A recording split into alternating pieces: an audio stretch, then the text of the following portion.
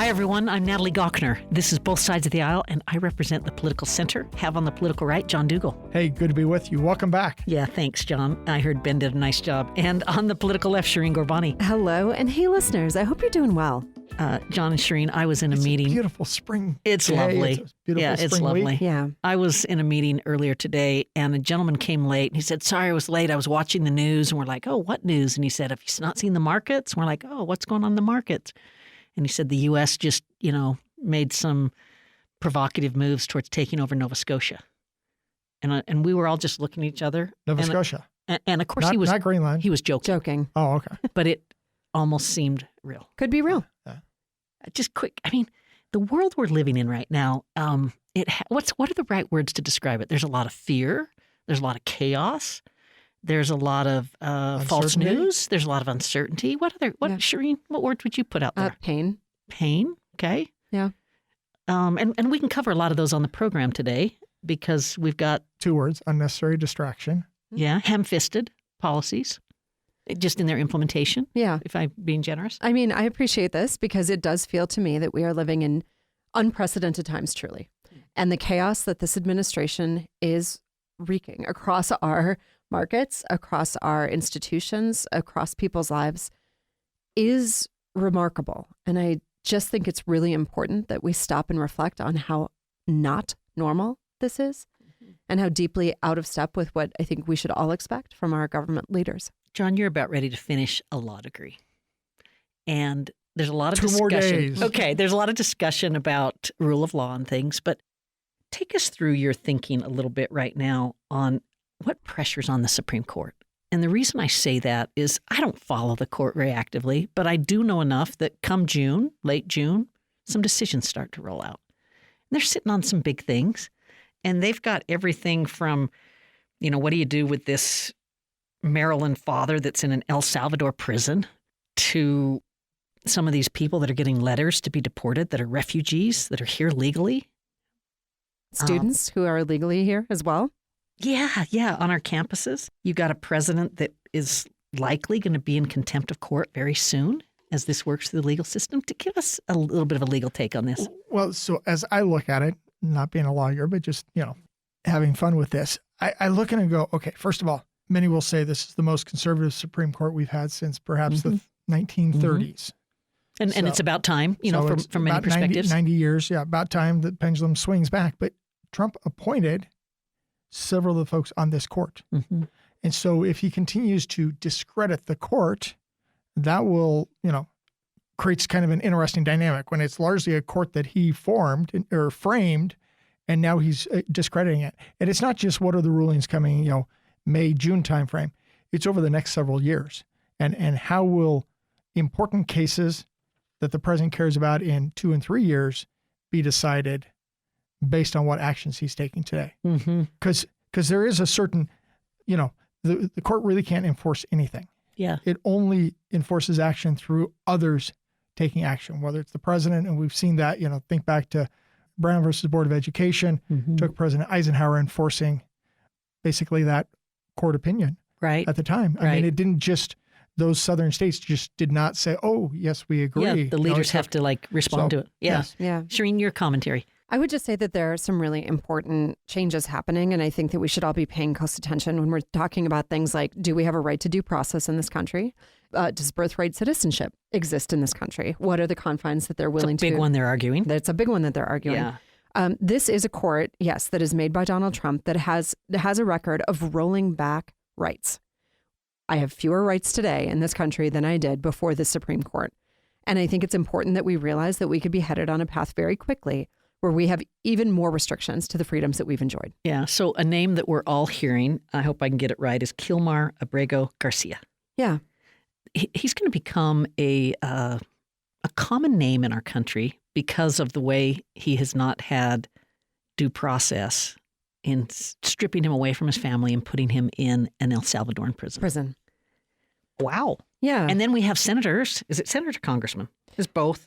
Both. Representatives. I think it's representatives in Congress. Arizona, Oregon, Florida, California, even our own Representative Kennedy. Various Republicans and Democrats have gone down there. Can you imagine? To tour the prison or to try and speak with those incarcerated. Yeah. Can you imagine being the head of that prison or the president of El Salvador and the spotlight that's on you when a country as big and powerful of ours is in radical disagreement about what's going on? What's going on? Yeah. I mean, I think what's concerning is when the president of El Salvador was at our White House, there was absolutely no acknowledgement that what is happening against the laws of this country and without due process, right? And in fact, what Donald Trump said is that he intends next to send homegrown, so U.S. citizens, to a foreign prison. I think that we should take him at his word. Yeah. Okay. Well, And that's one of the challenges with Donald Trump. You never quite know when you should take him at his word and when he's just, spouting off.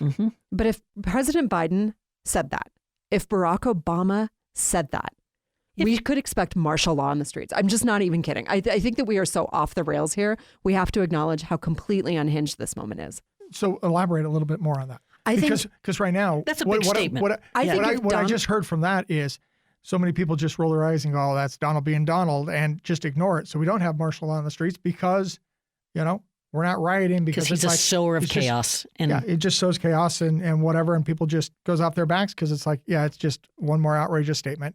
Rather than, no, he's serious about this, and we're I would outraged just say, and protesting. Basically, everything that he has said, in one way or another, he tries to do. Donald Trump.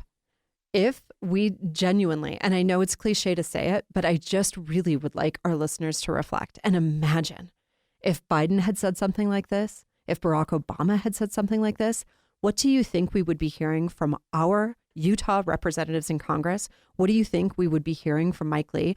We are hearing next to nothing about this. And I think the failure to stand up to what is a very, very concerning march towards autocracy is bad. Shireen, this is where, I think it's dramatic what you're saying, but I get the point. Where I really understand it is where we're taking such gigantic risks internationally. Oh, yeah. And where we're breaking up families. Yeah. And where we're self-inflicting a recession on the backs of our people. Yeah. I was thinking of a way to talk about recession. And, normally we have about 50,000 unemployed Utahns. During a recession, it gets over 100,000. So, just think about that's, 50,000 plus more families that have a hardship in this state. That's tough. And this is real stuff. Like you suddenly have more depression. You have, financial, debt that you go into that's difficult. Yes. Divorces occur. Yes. And many of the recent people who have lost their jobs in this state are losing them because of chaos induced by this administration. Okay. So we're flooding the zone. And here's flooding the zone. But here's the question. If hypothetically, the actions that Trump is pushing in a decade result in a stronger U.S. economy and more manufacturing, more production here in the U.S., people will say he was brilliant. Yeah. But it will not happen overnight, and it will be hard to see. And it's a risky gamble that may blow up and make us worse off. And when legislation was actually pushed through, bipartisan legislation was actually pushed through to address some of these issues of reshoring American industry into American soil, right? When we think about the CHIPS Act, when we think about the Inflation Reduction Act, the efforts that were done under the Biden administration, I do think that this was a failure of Democrats to not tell the story very clearly of a actual policy approach as opposed to a chaos approach to do just what you're saying. So I think it will be very difficult to look back on this time of Donald Trump and divorce it from actual policy that was passed under the Biden administration, should there be any positive outcomes. And I'm no fan of the CHIPS Act or the quote unquote Inflation Reduction Act. I think those were abominations. But I also wanted to say, you're also not a fan of the chaos. Not a fan of the chaos either. Yeah.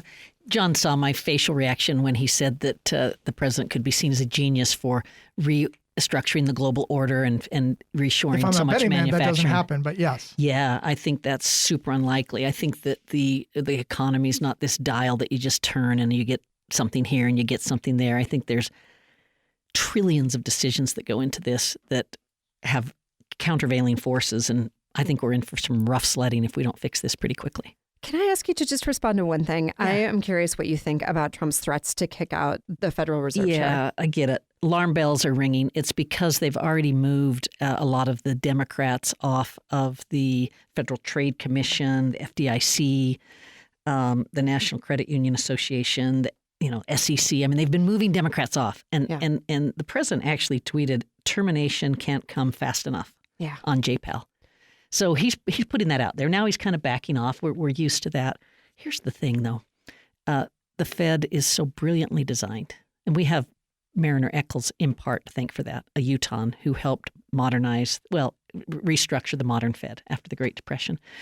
And the key is that it's so decentralized, Shireen. Yeah. So I've got some notes here that help me think about that. There's the FOMC, the Federal Open Market Committee, has 12 voting members. They're from all around the country. Yeah. You have 7 alternatives to those that rotate. You have 19 members of the Federal Reserve Banks. They're all geographically dispersed with long terms that are overlapping terms. So you can put pressure on the chair, but this is an entity that is fiercely independent. And then the final point is that markets would never react well to politicizing the Fed. Yeah. So I think it's a hollow threat. Oh, but I hope let's see if I'm wrong. Let's see if I'm wrong. I hope we don't have to. Yeah. What else do you guys want to talk about? Because one of the things that I noticed that I thought was interesting was this whole idea of the Harvard pressures going on. I think we might have to touch on that in Should our we next do it segment. in our next segment? Okay, Yeah. Stay tuned, everybody. You're listening to Both Sides of the Aisle on Utah Public Radio. We love to hear from listeners like you. If you would like to send us a comment, email bsotapodcast@gmail.com. That's bsotapodcast@gmail.com. Thanks for listening. Shireen Gorbani on the left. John Dougal on the right. Natalie Gochner in the Political Center, and this is Both Sides of the Aisle. We're going to start with Harvard. Take us back to Cambridge and this battle that's going on between Harvard and the federal government. Two things have happened. It's all about the golden rule. Whoever holds the gold makes the rules, there right? You go, yeah. Harvard is now suing the Trump administration for freezing federal funds, over $2 billion in federal grants. I know a little bit about that because I know what federal grants pay for at the University of Utah. We also have people threatening to pull the tax-exempt status of Harvard. So talk to us first. $2 billion. That's a lot of money. Yeah, a lot of money. So what kind of grants? What does it fund? Well, the way I would think of it, it all goes. Isn't it funny how so many things in life go back to World War II? Yeah. They really do. Eventually, we're going to say so many things go back to the pandemic, but or 9/11 the way or whatever. public universities are funded, research universities, is we built an amazing research engine to prevail in World War II. And as that was coming to an end, they had to figure out, what do we do now that we've created this? And they decided to keep it going and lead the world in innovation and research, and created the envy of the world in these research universities that have done so much to map the human genome, to help with cancer, to help with everything from autism to you name it. And now that's being called into question. And I think it's hugely problematic. I think research is a public good. If it was a private good, you wouldn't be shared. It'd be marketed. It'd be a profit thing. It's a social good. So who better to fund it than the federal government? And the proof is in the pudding at what we've done for life expectancy, what we've done to improve life quality. Yeah. And I'm thinking of health, but we could also think of science. I mean, I'm holding an iPhone. Yeah. That's coming from research universities. Yeah. Think about the Goes internet. back to World War II. It does, though. Yeah. Because they built up an apparatus that they decided to keep funding. And so a lot of people are like, why is the federal government involved in research universities? It's like, well, who else is going to pay for research that benefits everybody? And I do think actually the internet is a really great example of this, because the University of Utah was one of the key first locations in the development of the internet. One of the first 4 nodes. One of the first 4. So when we really think about the impact that the innovation that comes out of these institutions has on our day-to-day lives, understanding the investment to me is a no-brainer. I know that, John, you take a different position on this, and we'd love to hear it. Do you see research as a public good, John?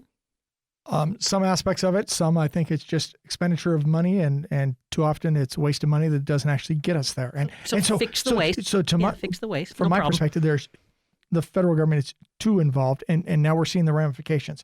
And this is the type of thing I don't care. We've seen small shades of this from Democratic presidents. Clearly, massive shades here with Trump of okay, you're doing this. I don't like it. I'm going to withhold these dollars. It reminds me going back to when George W. Bush was president and we were bucking against No Child Left Behind. And we weren't just threatened with 100 to 150 million of education funding. We were threatened with $2 to $3 billion of Medicaid, transportation, you name it. They were going to try and withhold it. Now, the courts have ruled historically that you can only withhold proportionate of the impact of that activity. And so I think DEI and other activities is not proportionate to the $2 billion we're talking about in the Harvard case. But it does show a risk that I've always talked about, which is you empower the federal government with this, what you think is a tool that now becomes a weapon used against it. And I think our universities have become way too beholden on the federal government. And now we're seeing ramifications of that. Yeah. Yeah. I mean, you're saying that at a time when we're also seeing states really step back from funding, and we have that happening in our own state. Yeah. So the cost of schools continues to go up. I continue to hear complaints from your side of the aisle about, how expensive college is getting. But we also know that the mechanisms by which it's been funded over time, for example, state dollars, have declined. Well, so USU, case in point. Yep. And the more easy federal money you get, the more it drives up the one of cost. two public research universities in the state, and they have had to cut 14 academic programs. This is something the legislature required them to come in and this cut. is separate from what the feds are doing. And let's think of this as organizational improvement or efficiencies. They're trying to take realignment and saying, they're trying to take low return, academic programs. Not many students in these programs, and they cost a lot of money. And then reallocate that to something better. I think this is a positive pressure to kind of work through. You do sometimes scratch your head at what they come up with.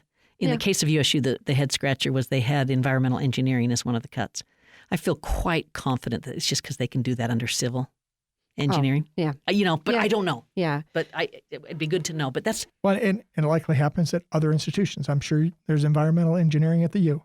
Yeah. Oh, yeah. Well, it's civil and environmental combined at the U. Yeah. So it's not like the program won't exist in Utah. It just may not exist there. Yeah. Okay. So another one, anti-union bill. The coalition that is trying to override the legislature's bill on this delivered 320,000 signatures. Yeah.